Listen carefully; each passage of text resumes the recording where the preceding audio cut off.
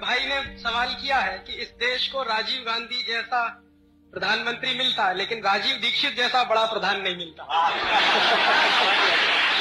इस सवाल का मैं कोई जवाब नहीं देना चाहता। जिस भाई ने भी पूछा है, ये पर्सनल सवाल है, मैं उनको व्यक्तिगत रूप से जवाब दे दूं। नहीं, आप जब भी पीएम बनेंगे तभी हम भी बोलेंगे कि इनका लेक्चर तो हमने कांदीवली में सुना था भाई। ऐसा संभव नहीं है, मैं आपको बता दूं, इस खुशफहमी में आप मत रहिए। राजीव दीक्षित जो विदेशी कंपनियों में पीछे डंडा लेके घूमता है, वो पीएम नहीं बन सकता, क्योंकि विदेशी कंपनी वाले जानते हैं कि ये आदमी अगर 24 घंटे के लिए भी पीएम बन गया तो कुछ करे या न करे, लेकिन सारे मल्टीनेशनल को हिंदुस्तान से विदा कर देगा। इसलिए वो लोग अपनी पूरी ताकत लगाएंगे, और मुझे मालूम है कि ऐसे लोगों को वो टिकने नहीं देते। ये राजीव दीक्षित का सवाल नहीं है, कोई भी XYZ हो।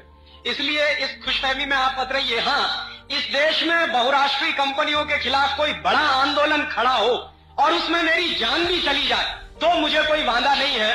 मुझे लगेगा कि मेरा जीवन सार्थक हो गया। प्रधानमंत्री बनने से ज्यादा बेहतर है कि इस देश में किसी विदेशी कंपनी के खिलाफ लड़ते हुए मैं मर जाऊं। ये मेरे दिल की अपनी तमन्ना, कि इस देश में किसी विदेशी कंपनी के खिलाफ लड़ते हुए मैं मर जाऊं। ये मेरे दिल की अपनी तमन्ना।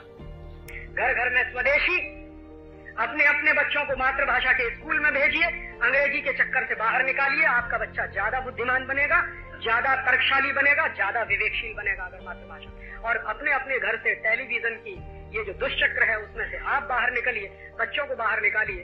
इस देश का बहुत बड़ा कल्याण हो जाएगा। आप ये पूछ सकते हो कि राजीव भाई, आपने न तो वोट मांगा और ना आपने नोट मांगा। ना मैं आपसे वोट मांगने आया, ना नोट मांगने आया। मौसम तो वोट का है और नोट का है। कल चुनाव होने जा रहा है, फिर भी मैं ये बातें नहीं कर रहा हूँ। बहुत लोग आते होंगे आपके बीच में, बड़े अच्छे भाषण करते होंगे, अंत में कहते होंगे मोहर लगा दीजिएगा हमारे इस निशान पर। तो मैं वो कहने आया नहीं, कभी आऊंगा नहीं। फिर मैं आपसे कुछ मांगने आया। मुझे आपका समय दान चाहिए, आपके जीवन का कुछ समय चाहिए। ना वोट चाहिए, ना नोट चाहिए, आपके जीवन का समय चाहिए। तो आप क्या करें? एक दिन में 24 घंटे का समय है आपके पास। इस 24 घंटे में से 23 घंटे आप अपने व्यापार के लिए, अपने बच्चों के लिए, अपने परिवार के लिए रखिए। 1 घंटा देश को दीजिए। आपके 1 घंटे की इस देश को बहुत। आप इस 1 घंटे में क्या करें? एक छोटी सी बात कह के खत्म करूंगा। 1757 का जब प्लासी का युद्ध हुआ था, 300 अंग्रेज सिपाहियों को लेकर रॉबर्ट क्लाइव आया और 18,000 हिंदुस्तानी सिपाहियों पर विजय हासिल की। युद्ध जीतने के बाद जानते हैं रॉबर्ट क्लाइव ने एक जुलूस निकाला और उसके लिए उसने लिखा है अपनी डायरी में। उस डायरी के 2 पन्ने मेरे पास है और जब जब मैं पढ़ता हूँ मेरे दिल में आग लग जाती है।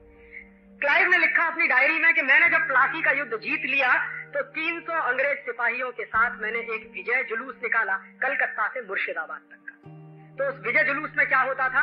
क्लाइव घोड़े पर बैठकर आगे आगे चलता था, उसके पीछे 300 सिपाही चलते थे। और उसने डायरी में लिखा है कि मेरे 300 सिपाहियों का जुलूस देखने के लिए सड़क के दोनों किनारे करोड़ों करोड़ों हिंदुस्तानी खड़े होते थे। और उसने आखिरी वाक्य लिखा है कि जो सड़कों के दोनों किनारे खड़े होकर मेरा जुलूस देखते थे और तालियां बजाते थे, अगर उनमें से एक एक हिंदुस्तानी ने एक एक पत्थर का टुकड़ा उठा के मारा होता तो देश का इतिहास बदल।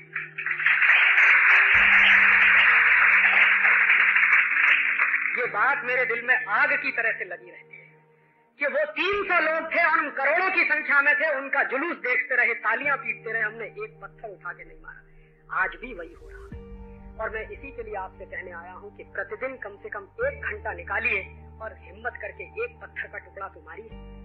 वो गलती तो मत कीजिए जो हमारे पुरखों ने की। तो आप कहोगे मैं या अपने दोस्त के घर में कहोगे, और अगर वो इतना भी कर देगा कि आपकी बात को सुनकर वो पेप्सी या कोका कोला पीना बंद कर देगा या कॉलगेट खरीदना बंद कर देगा तो मेरा आना साफ। मुश्किल ये नहीं है, बस हमारी सक्रियता की जरूरत है। भारत में कई बार ऐसा महसूस होता है कि दुष्ट तो सब सक्रिय हैं और सज्जन सब निष्क्रिय हैं। अपने अपने घर में बैठे हैं, अपनी बीवी, अपने बच्चे, अपना परिवार, अपना बिजनेस, अपना धंधा, इसके आगे सोचते ही नहीं। और उन मूर्खों को ये पता नहीं है कि अपनी बीवी बच्चे भी तब नहीं बचेंगे जब देश नहीं बचेगा। आपके घर की सुख सुविधाएं तभी तक हैं जब तक ये देश है और इस देश को धारण करने वाला कोई धर्म है। अगर ये धर्म पर चोट हुई, देश पर चोट हुई, तो आपके घर कुछ नहीं बचने वाला। क्या करेंगे आप उसका? तो हम अपनी थोड़ी निष्क्रियता कम करें, थोड़ी सी सक्रियता बढ़ाएं, तो सज्जनों की सक्रियता अगर बढ़ती है, परिणाम बहुत तेज निकलते हैं।